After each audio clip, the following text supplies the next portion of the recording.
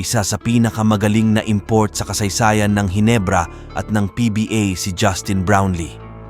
At sa dami ng kanyang napatunayan ay walang duda na nakasemento na ang kanyang legacy dito sa Pilipinas. Pero paano nga ba si Justin Brownlee nagsimula? At paano din ba nagsimula ang career niya sa basketball? Tara at pag-usapan natin yan. Pero bago yan ay mag-iwan ka muna ng subscribe at like. Salamat! Pinanganak si Justin Brownlee noong April 23, 1988 at pinanganak siya sa Tifton, Georgia sa United States. Simula pagkabata ay basketball na ang naging paboritong sports ni Brownlee. Kaya sa murang edad ay nakitaan agad siya ng potential sa larong basketball. Naglaro si Brownlee nung high school sa Choctawhatchee High School at dito niya unang naipakita ang talento niya sa basketball. Nung college naman ay una siyang naglaro sa City College of San Francisco pero isang taon lang siya naglaro dito at lumipat siya sa Chipola College. Pero katulad din sa nauna niyang school ay isang taon lang din siya nagstay sa school na ito at nagdesisyon muling lumipat ng school. At siya ay lumipat sa St. John's at dito niya na din tinapos ang college career niya. Pagkatapos ng kanyang college career ay agad sumubok si Brownlee na makapasok sa NBA.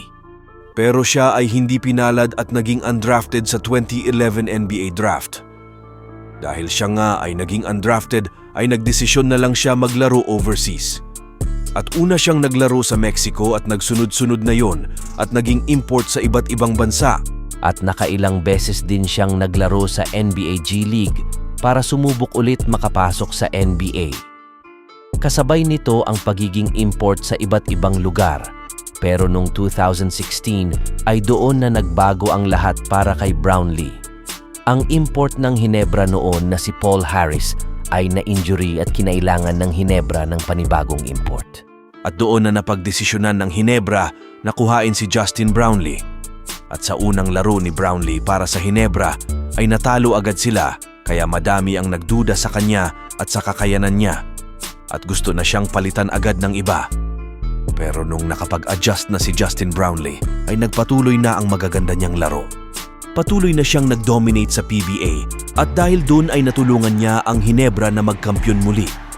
At dahil nga sa pagiging magaling na import at sa napakagandang attitude na pinapakita ni Brownlee ay nagdesisyon na ang Hinebra na gawin siyang resident import nila. Dahil napatunayan naman na ni JB na deserving siya.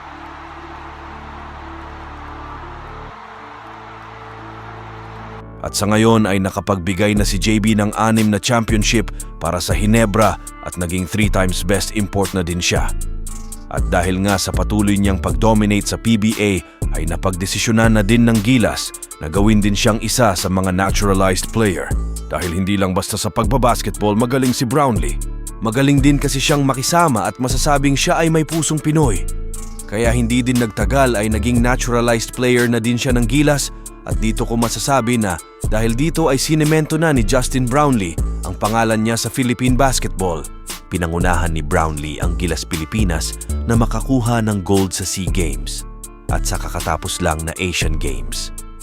After ilang years na hindi makapag-gold ang Philippines sa Asian Games ay si Brownlee lang pala ang sagot upang makuha ito ulit. Naging napakalaking tulong niya sa Gilas Pilipinas kung bakit sila nakakuha ng gold. Habang buhay na nakatatak sa mga Pinoy basketball fans ang mga ginawa niya sa Asian Games.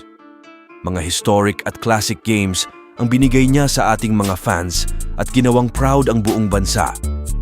At dahil sa stint niya na ito sa Gilas Pilipinas, ay masasabi ko na isa na si Justin Brownlee sa mga legends ng Philippine basketball.